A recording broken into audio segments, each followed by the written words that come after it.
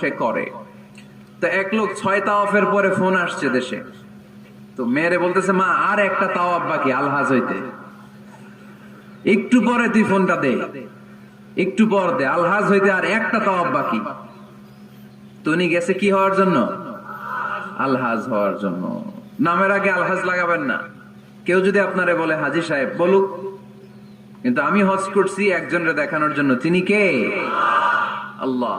এজন্য ইখলাসটা বড় জরুরি।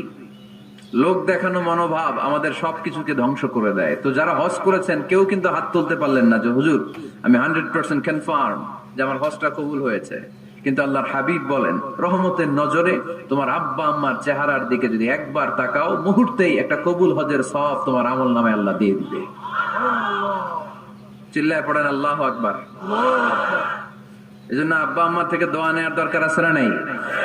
দোয়া চাইবেন।